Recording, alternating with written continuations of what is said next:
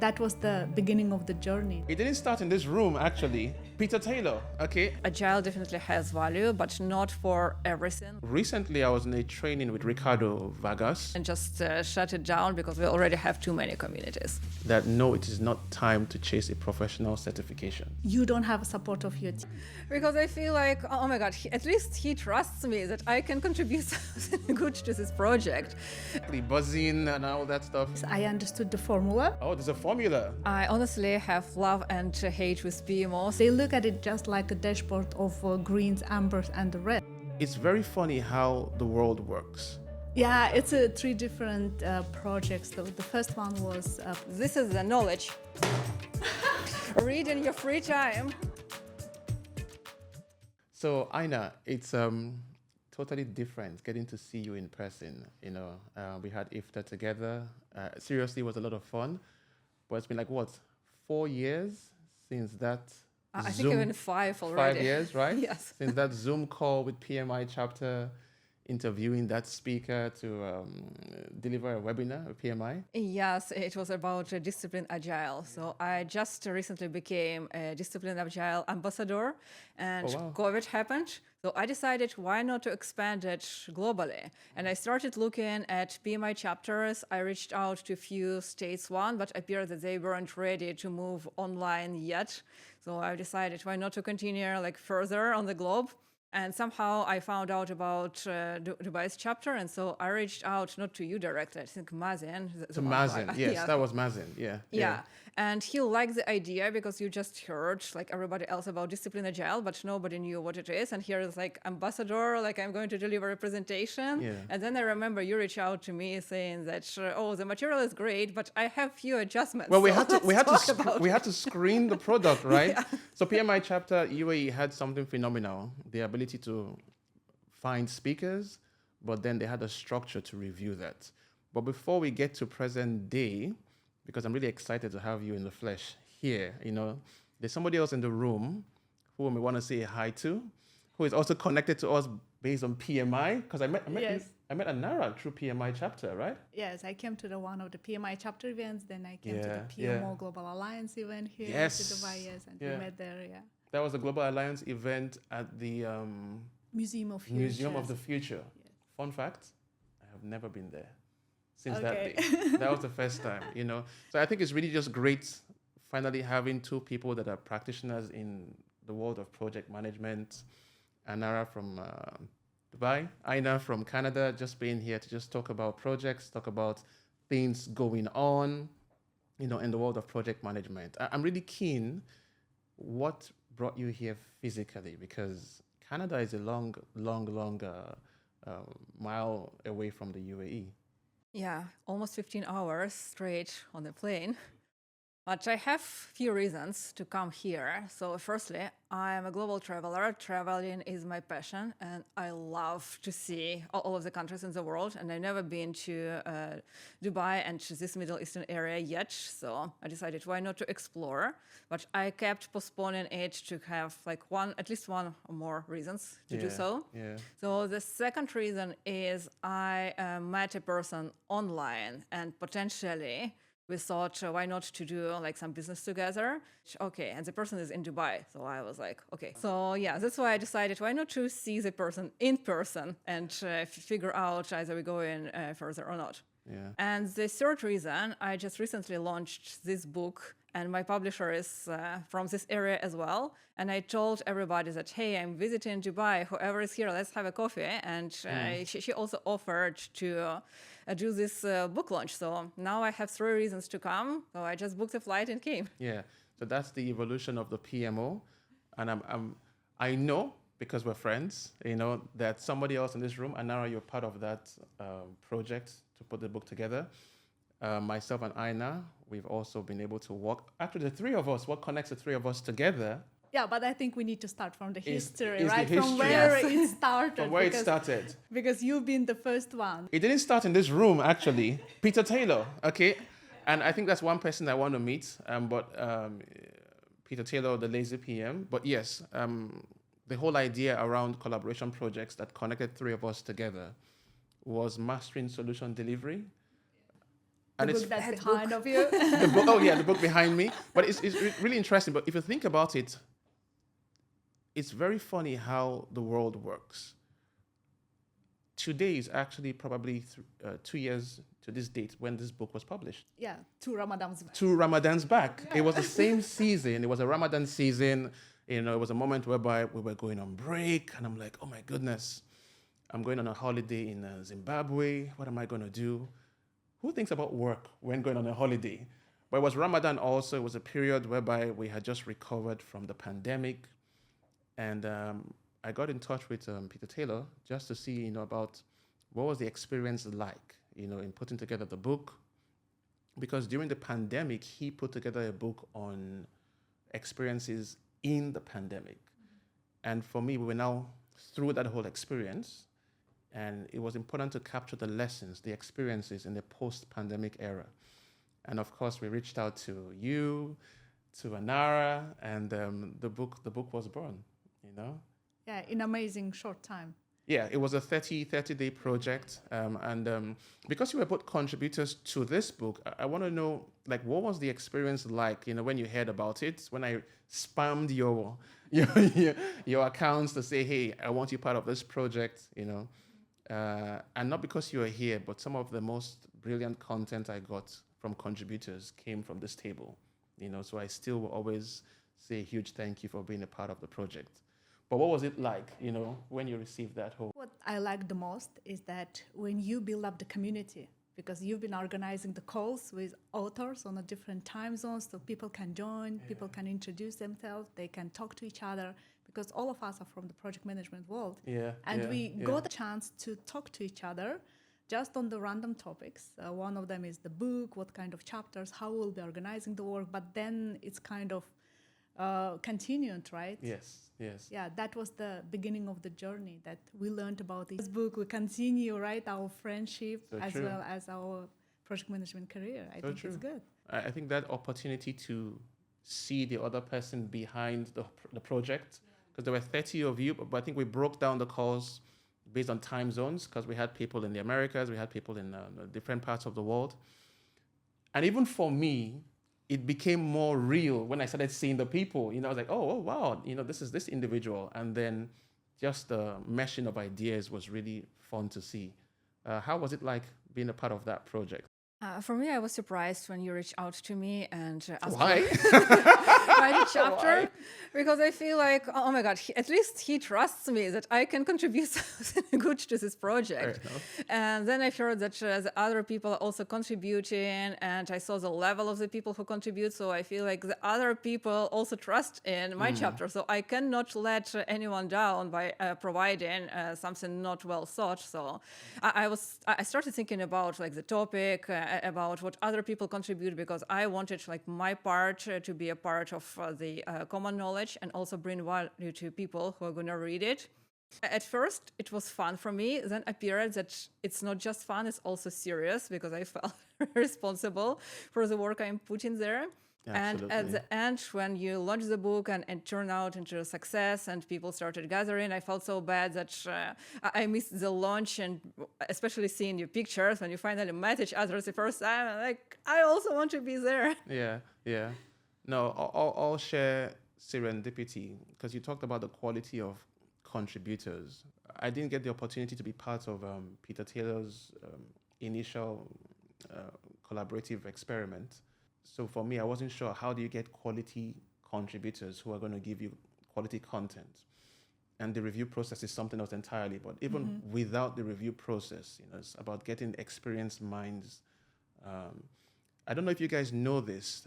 One of the articles, you have only one name there, but it was put together by 3 people. And they were all working together in the same academic institute.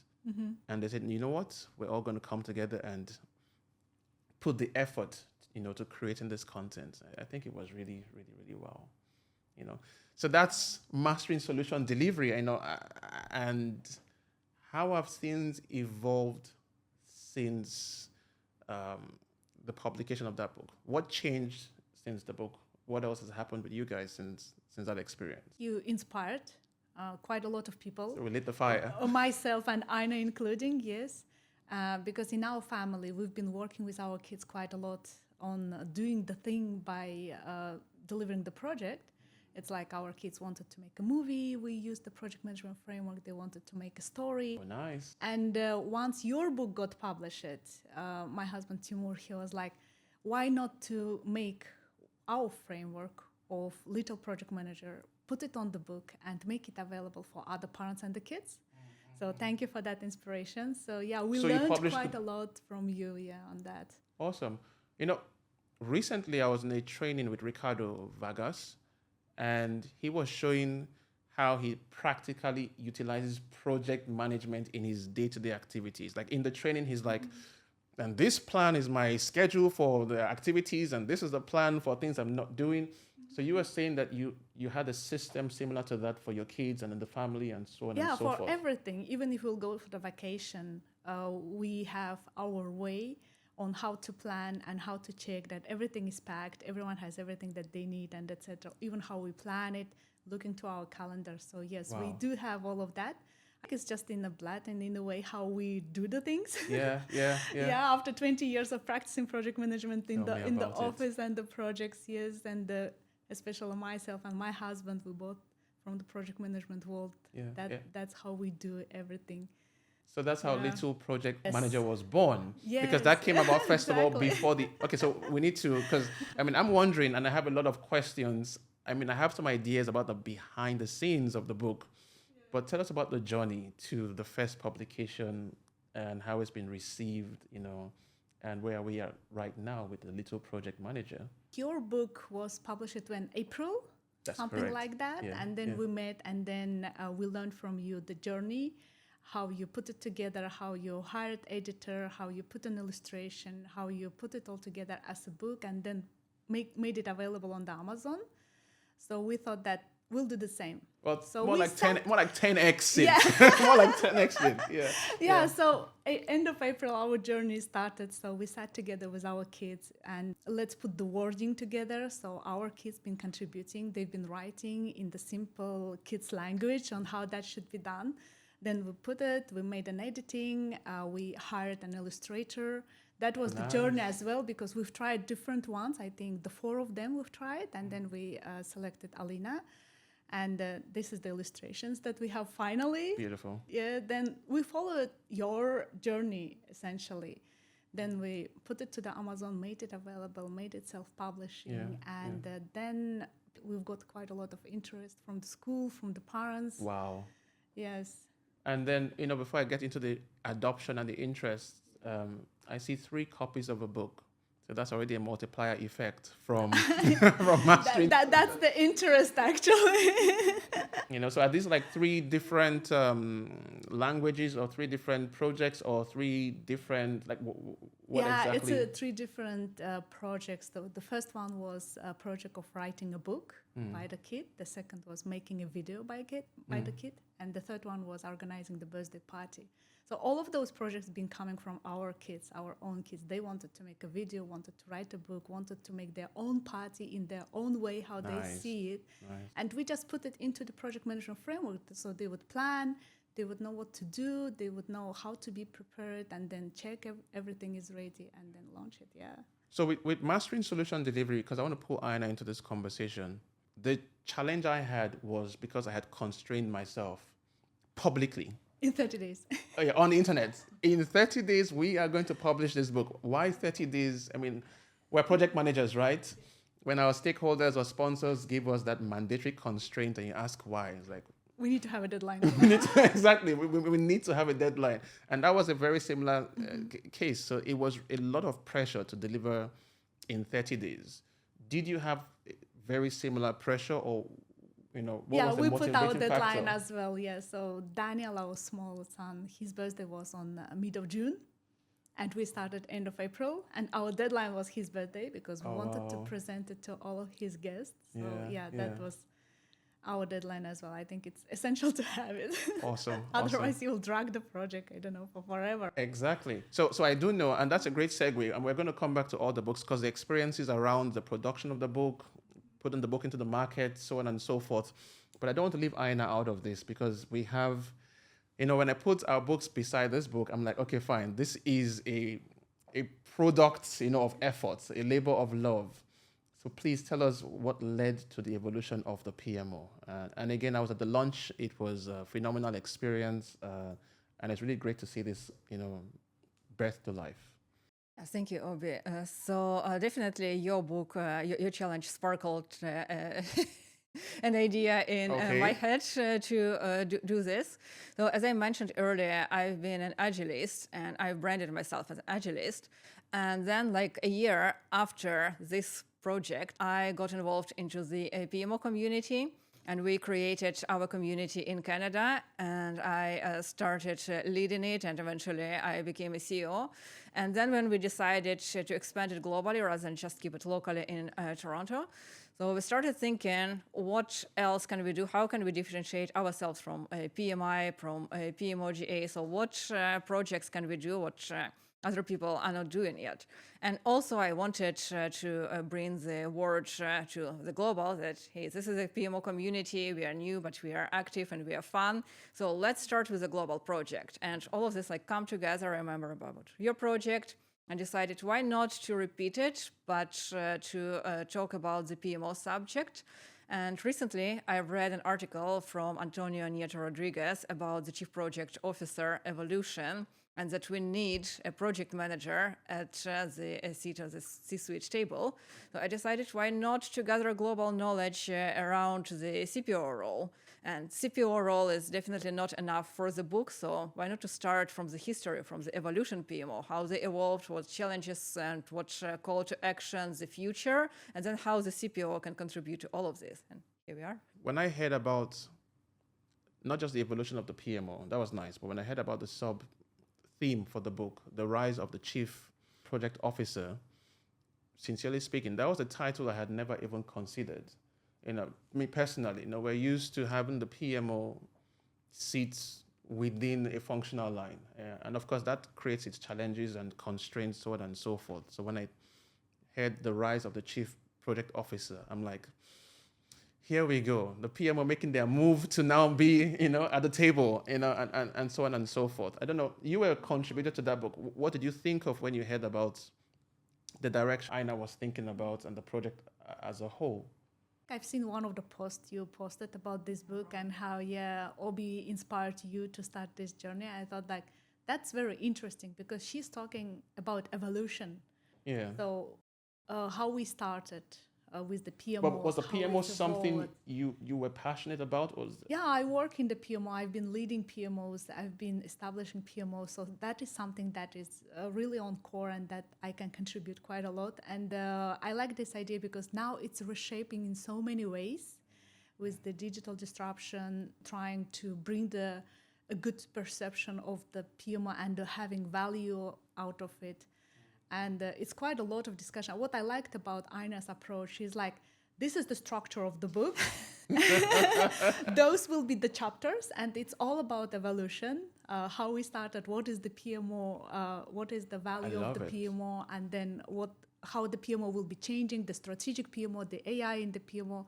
So the structure of the book was there. She had her vision on how the book should look like, what it should deliver, what kind of value it should bring to the readers. And it was really easy to put your idea into that structure straight away. It's just what I was going to say, because one could argue that it helps the contributors when there's a predefined structure. It probably helps the author when the author is clear about the direction I want to head in. So, then you can now just channel all the efforts into that. In comparison to, I wasn't a part of, I missed the opportunity to be a part of this, but how was the experience of contributors, given that they had a predefined structure to follow? Did you have cases where contributors were like, how about we should go in this direction? Or so on and so Yes, forth. because I put a direction for people. So I found it's going to be easier for some people if I give some ideas for them. But I haven't limited people with just my ideas.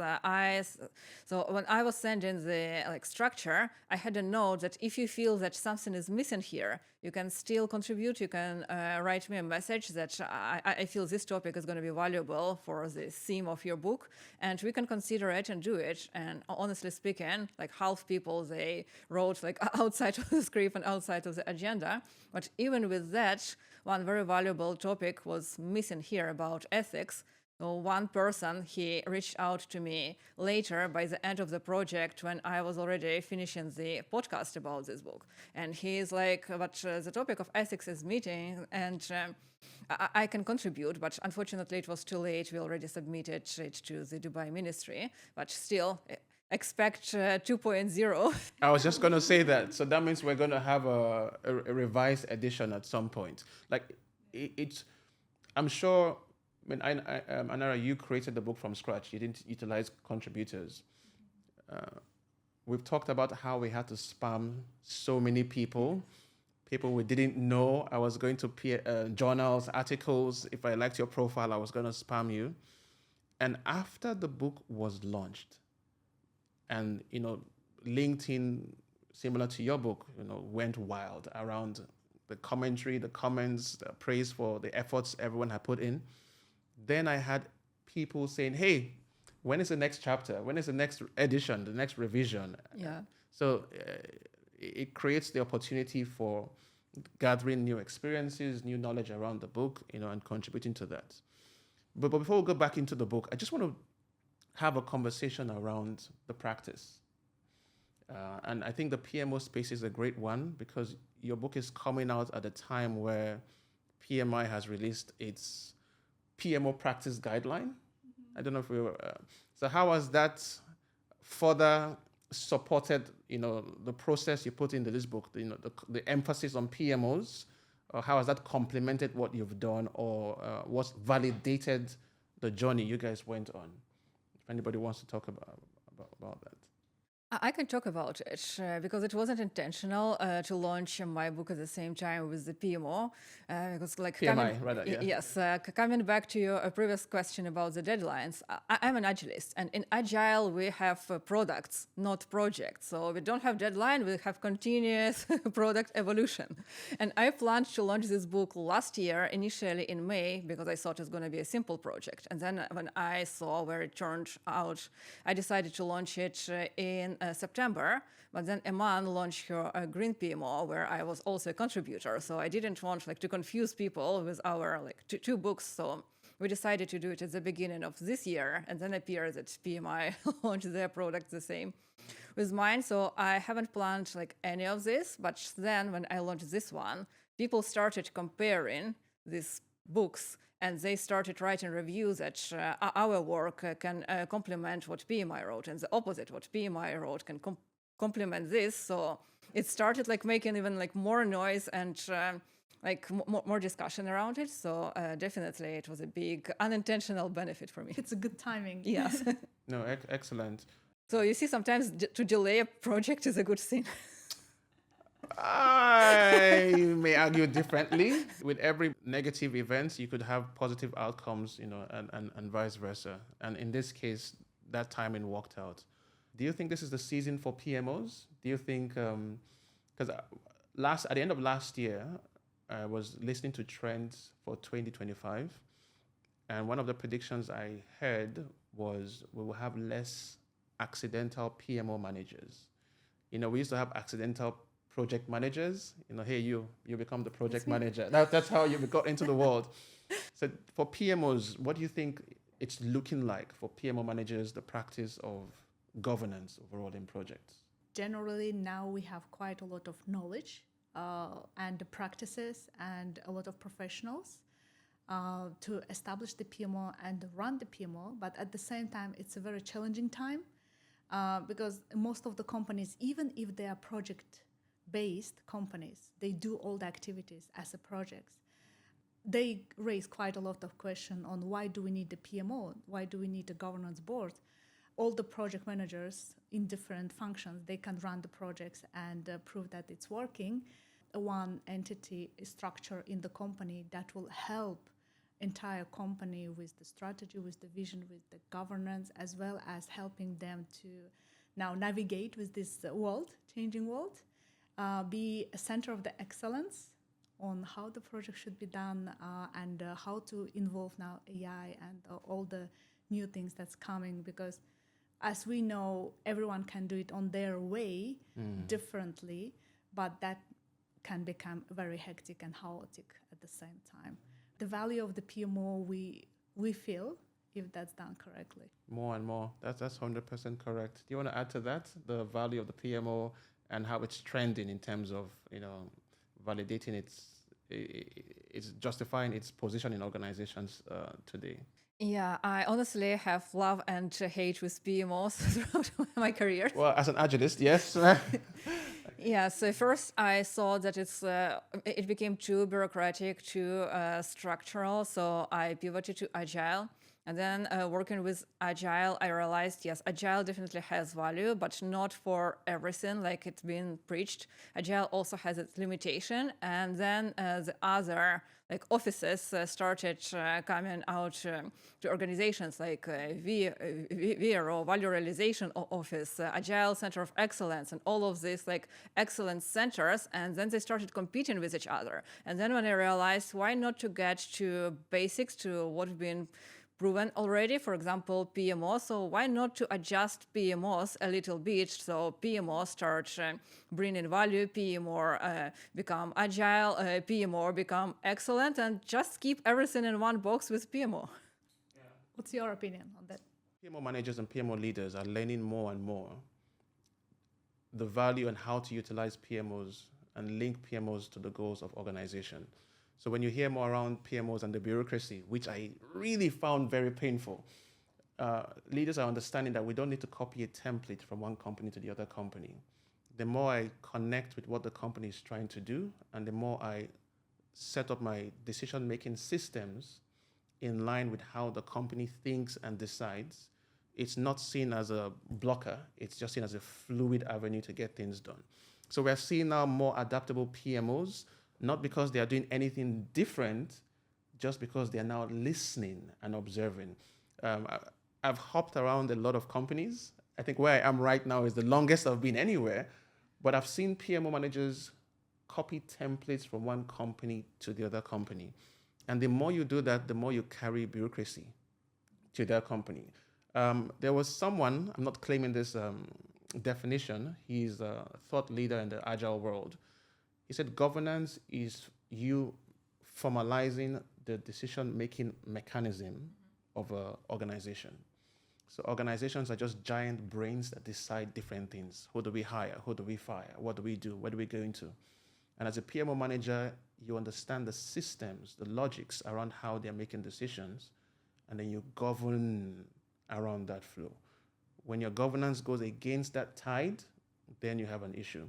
So with your book, with what PMI is trying to do, is just raising awareness, around how it should be done. You've touched the very important thing that PMO should be adaptable. And I like now the philosophy that Aina is driving with her community, that not about agile, but being agile, the agility. I think that's so essential. Spot because on.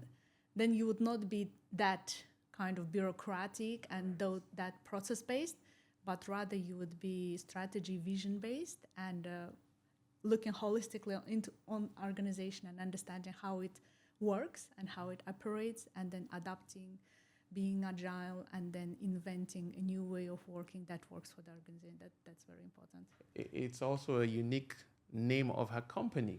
I mean, Aina in, 2017 or earlier, and her company then was Be Agile. Yes. And I'm like, okay, and she was very creative in the play of words. It was BEE.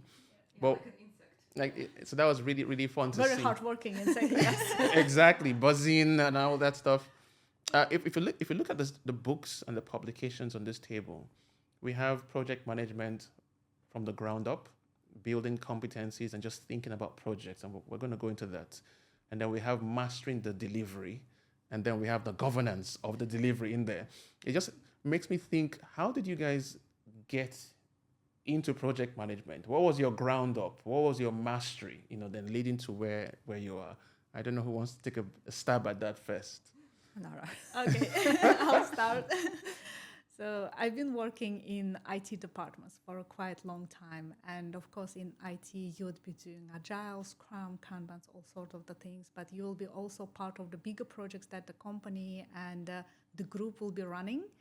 And then very quickly, we've realized in the company that the project management is the way how to structure it properly and have a clear understanding where we are and when it would be done. So that's from where my project management journey started. I've started from Agile, then I transitioned to the classic, traditional, serial, call it whatever.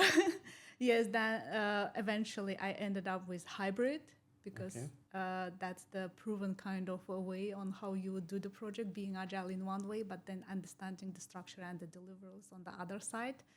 I've started my journey in Kazakhstan as PMO leader, as a leader of the IT department. Then COVID brought us here to UAE.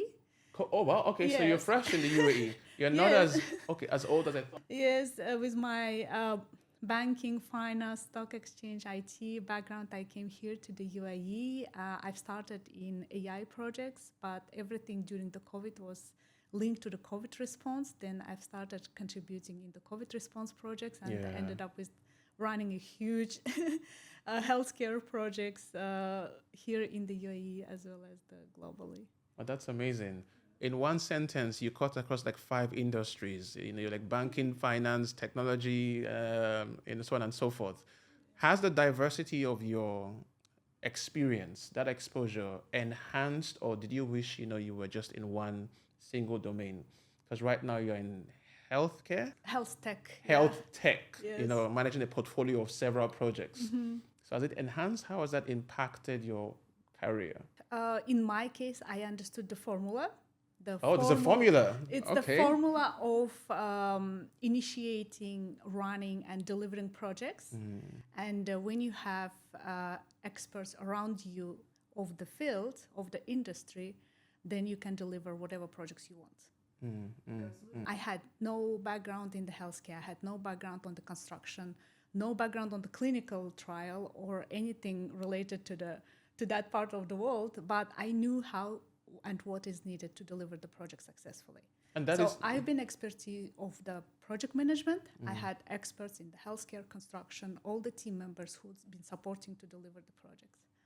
It's such a powerful statement you just made, because I think that's something that is not stressed enough on LinkedIn and by the thought leaders, is the fact that there is a formula, and that formula is not something you can easily articulate. It's something that comes with years and years of experience. When you think about an expert, he sees 10 steps ahead, not just the next step.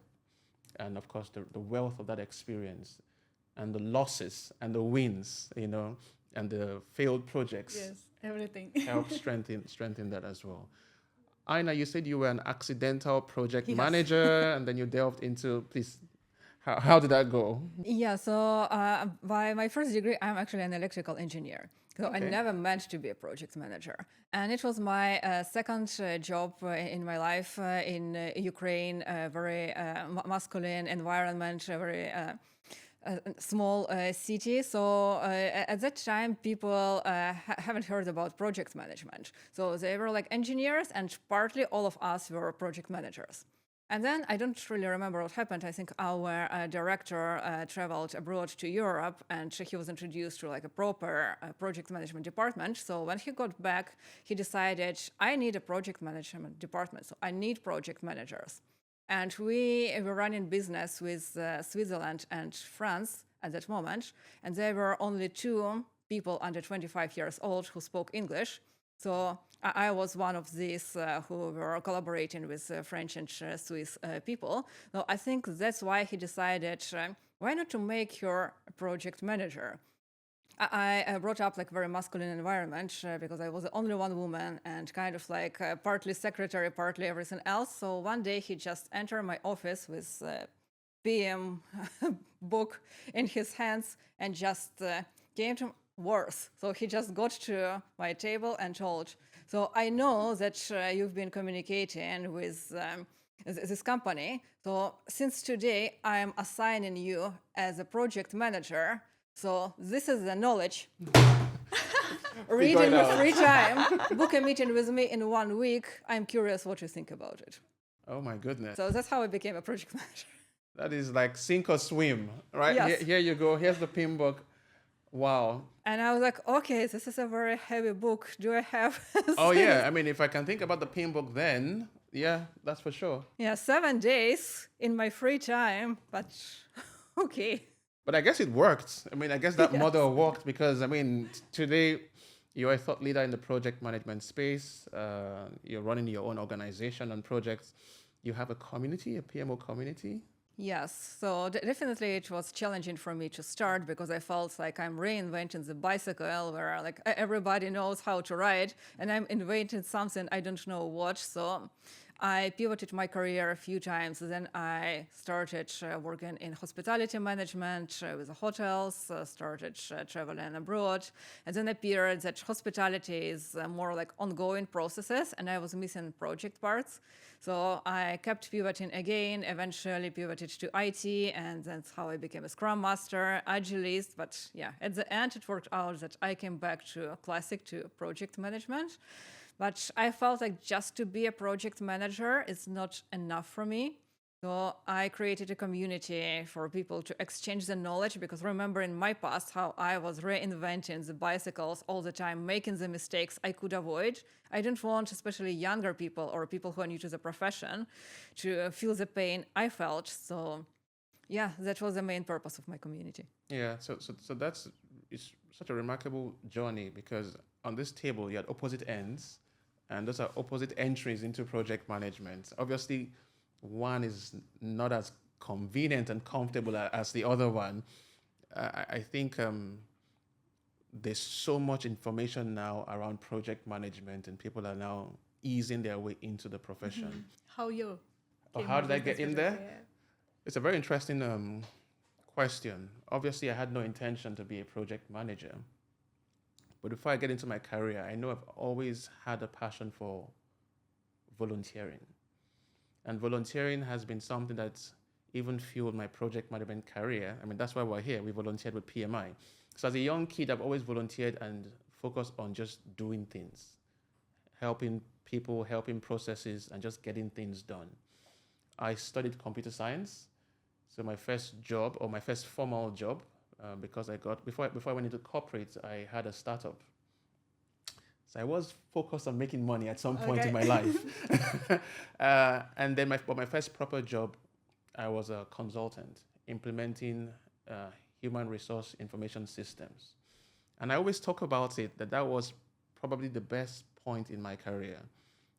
From the get-go, I had to be a consultant solving problems. So we were filling charters, going to clients, implementing projects. And in the first 3 years of my career, I probably had done dozens of projects around dozens of companies. So the breadth and of my expertise was just massive. And then I moved to the UAE and moved from tech projects. I went straight into manpower services. Then I moved to financial services. And then right now I'm where I am. So there's been a breadth of the experience. But it all still boils down to just wanting to solve problems. When I think around project management, I think about the need to get in there, fix things. Right now is more than fixing things, is setting the structure, the governance, the framework that makes sense for the organization. I am probably going to be a PMO's best friend or a PMO's worst nightmare when your governance structure doesn't make sense. So for me now, that's what I'm doing currently, just ensuring that companies can deliver projects the right way. We've talked about communities, and I want to delve into that, but I want to go back again to what you're doing, because what you're doing is now creating the platform for the next generation of project managers. So how has the reception been to raising the little project managers who are now going to become adult project managers and so on and so forth. You mentioned that the book is in schools. Can you just tell us about that experience? Yeah, it's very interesting journey. We never had a big vision about this book. We just wanted to make it available for the parents. For the birthday party. Yes. So the kids can organize their birthday parties. Yeah. They would know how to do it. Some of the interesting feedbacks that we've got from the parents who are project managers, they're like, oh, now I can explain to my kids what I'm doing at work. Because when you say, like, I'm a doctor, it's clear, right? I'm a fireman, it's clear. But when you say to your kids, I'm a project manager, not many kids get it, right? It's like some kind of manager. But now parents, they just bring it to the kids and say, see, this is what I do. This is what I do. Yes. Yeah. That's how I do the project management. And we started distributing it to the parents. We started selling it on Amazon. Then people start hearing about it. Different chapters from different countries started reaching out to me saying, oh, my kid does know English. Can you translate it to my native languages? So I thought that it's a good idea because our mission was to make it available for the kids and the parents. What would be better than translating it to their native language so the kid would be able to read it in the language that they would know? So How many languages do you have right now? Now it's 17 languages. 17 languages. Wow. It's amazing. That's yes. incredible. And that's all based on the interest. It's not that we came up and we just put on the table all the books saying, this is language is available, buy it. No, it was the parents and the project managers and the community reaching out and understanding the value that the skills can be taught to the kids that will help them throughout the life. And I've been speaking to different podcasts and it's like, it's such a life skill. Of course. And it's not just the one skill. When you're delivering projects, it's so many skills coming all together, like a problem solving, like a team building, like leadership. All of those skills come together when you're doing the project.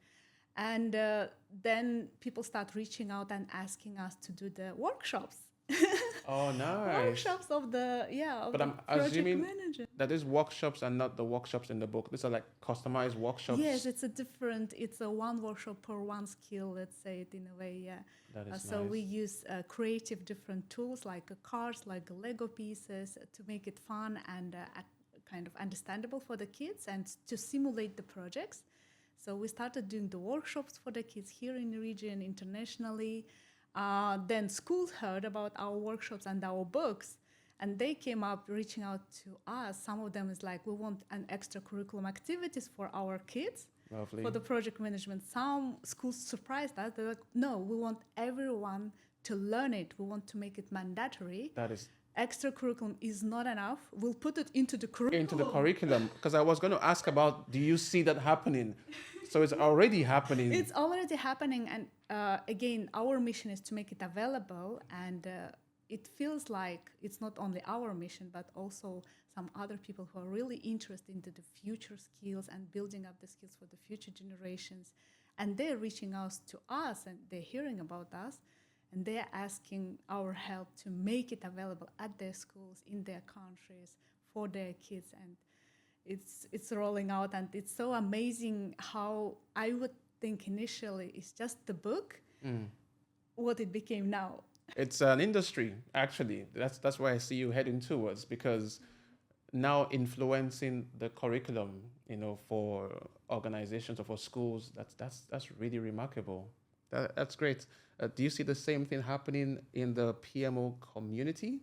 So that's a community in Canada, or it's an online community, if you don't mind? Of course. So I'm based in Canada, so we are definitely having local events, but for online events, it's a global community. It's all over the world, and I hope that the community, by the way, I renamed it to the hub because we are growing and evolving ourselves. So it's called the PMO So Hub? it's called PMO Strategy and Execution Hub now. Okay. So I hope that eventually we will have kind of a chapter here in Dubai and everywhere globally. So people Okay, can meet hold up. on. Let hold your horses. Okay. Do we have too many communities? I'm just playing devil's advocate. Like, Yes. do we need another community? So what was the vision behind that community? That's been a question I kept massaging in my head for the last year. Do I want to continue with this, or do I want just to finish my commitments with a book, with a podcast, and just shut it down because we already have too many communities? But at the end, especially after the launch, I decided that we do need, because of the volume of messages and interest, people asking me, what is the next step? What are you going to do next? Do you have any events? Do you have any other projects? I want to contribute to other projects. And that's where I realized that I need to continue. And that's when I rebranded the community to the hub, because people want to contribute. And PMO communities, they're great.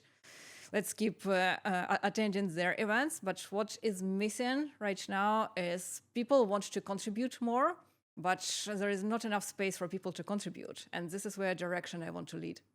Oh, that's interesting. So you're creating like I don't say a safe space, but again, it's like a smaller community. Yes. Where individuals can actively participate and contribute. It sounds extremely lovely. Again, we all met at the PMI chapter. I was asking you a silly question. Yes. I don't think we have too many communities. In fact, more and more, I think we need focused communities so that you can actually have focused results. Sometimes, if it's super huge, you dilute the impact. It could also work in favor of the community, but it has different pros and cons. If we talk about communities, hubs, the practice of project management, a month ago or 2 months ago, PMI acquired Agile Alliance. And of course, LinkedIn, for those who pay attention to the deliveries part of projects, saw different conversations. Some guys were excited about it. Some guys were cautious, not so happy about it. Where do you think things sit? What's your opinion around Agile practices and project management? Are you an Agilist, or you see you're more of a hybrid person picking all approaches? But what do you make of the rancor or the noise that came from the acquisition of Agile Alliance and the whole us versus them conversations itself? In terms of the vision or where they're driving, it's a good initiative that they would like to have the classic project management delivery as well as Agile. And Agile Alliance is one of the biggest communities as well as the teaching entities for the Agile. As I said, I'm more on the hybrid, so I welcome tools of different frameworks. You have a toolbox, and from that toolbox, depending on the context, depending on the project, depending on the team that you're constructing and what you're trying to deliver, you take the tools that will work out to deliver that project successfully and the better. So some might be the Agile tools. From some of the frameworks, you can blend it. It's just the level of the practice and understanding and the knowledge to mix and match them for a better benefit. So I like that philosophy. That's why in our projects, in our team, we try to take different tools from the different frameworks and put it together and then deliver it. Essentially, it's a good initiative that they're trying to put it under the one umbrella of the PMI, because PMI is the huge community. They are global. They're present in every country. They have a chapters. They have a huge community of volunteers. Correct. So they have a bigger reach to the project managers to guide them on what they need. Do you need a classic project management? Go with the PMP, right? However, it's half now Agile and the people management as well. Do you want more in Agile? Here is the Agile Alliance, right? You want to lead the PMO? Here's the PMO Global Alliance with the framework from Americo Pinto. So I think it's good because they have a good reach and they have a good community of the project managers globally. No, spot on.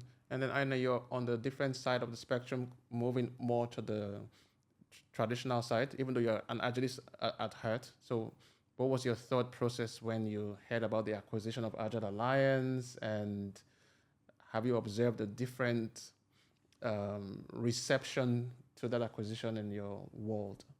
I definitely heard lots of noise about it in the Agile community. Again, totally polar opinions. Like I haven't seen any results of it yet, so I will hold on with my opinion. Okay. But we are moving to the hybrid world, so I think like PMI acquiring Agile is it's a good thing. So we can finally be hybrid because, as I said initially, I've been pure agilist. I wanted to move on from old project management and just be agile and adaptable. But yeah, it's good to run agile when you are in startup, when you have a new project or new product, when you have no idea what is gonna bring you like the next stage. But not all the projects are like that. And when I started working in bigger enterprises and working on the back end, working with APIs, and still like agile, it's a mindset, so which it's very hard to sell. So what you can sell are frameworks like Scrum, Kanban, etc. But any framework is rigid. Then I realized, yes, project management also makes sense in some projects. So why not just to be hybrid? Yeah, again, it speaks to Anara's Yes. point, which is there are use cases that work best, and that can capitalize the advantages of a Scrum framework, and there are use cases that would capitalize on both of them. You touched about the teams and people in your projects. I know, Anara, you're a portfolio manager. You're leading tons of project managers and projects. As an agilist, you have, again, you're coaching people and on projects and so on and so forth. How is the experience leading other project managers or leading project teams?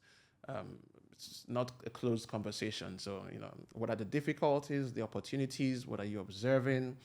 Just leading project teams, in an agile world or as a portfolio manager itself.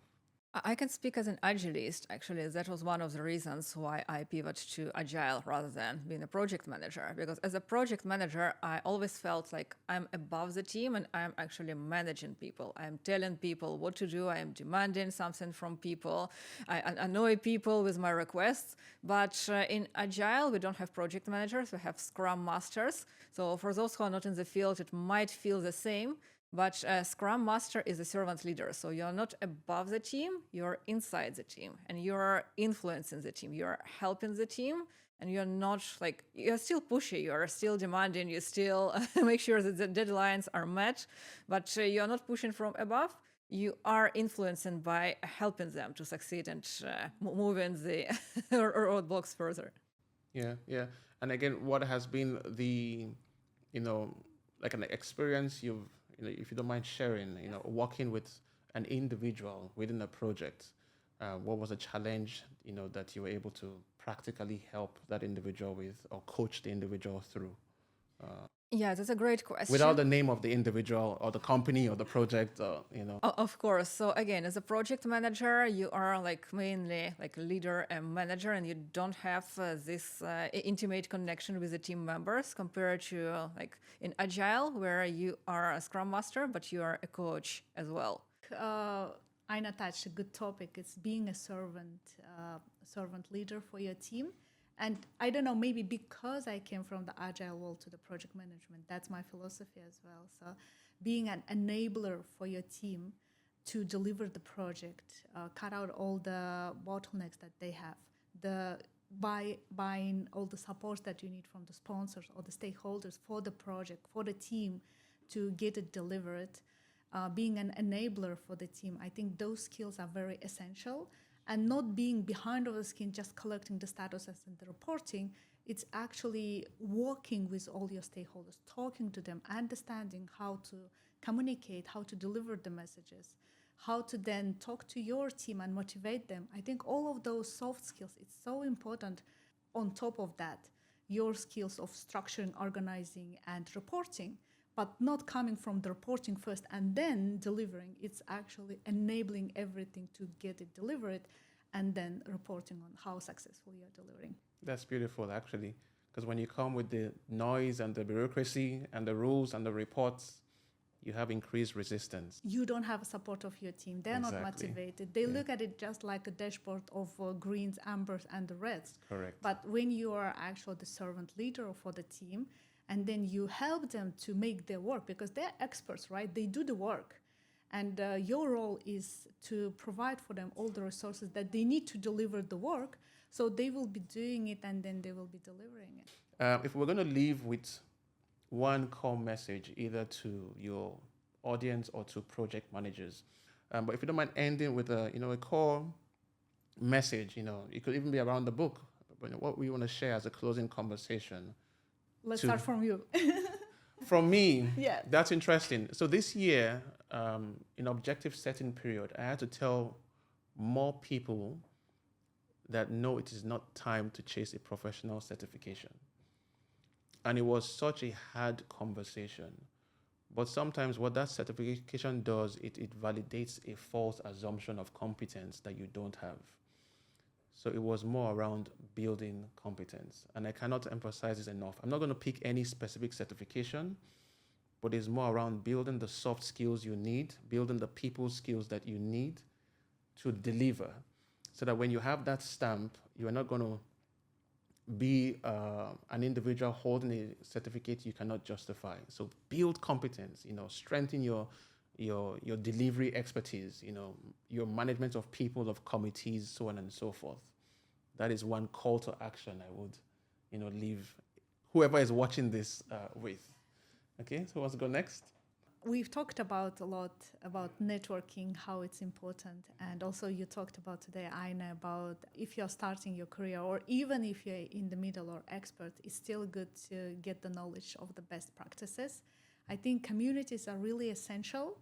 That's why we contribute to the book. We're trying to be closer to the professionals.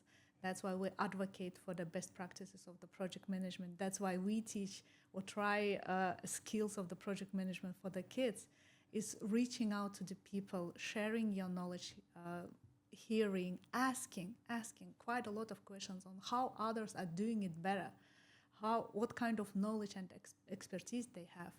Very important. Being open, talking, sharing, learning is so essential. Spot on. And never mind, Aina. And I'm just looking. Yeah, go ahead. I will add to both of you. Talking to people outside of our project management field, I realize that many still don't know what the profession is about. When I say project manager, people assume large enterprise, government, bureaucracy, structure, and the person running all of that. But look at Anara's project, Little Project Manager. Its projects can be big and small, so you can organize your birthday party, and this is a project. You can write and publish a book. This is a project, so it doesn't relate to large enterprises, but you are still running the project. So I want to send the message that project management is what you do every day or almost every day, so don't limit yourself with certifications. Don't limit yourself with like a PMOs. Start small. If you have kids, start with Little Project Manager and then grow your skills as a project manager in your day-to-day life. Spot on. Well, this has been a phenomenal conversation. Aina, it's beautiful to have met you in person. Anara, it's been 6 months. Yes. But I have a feeling we'll do this again very soon.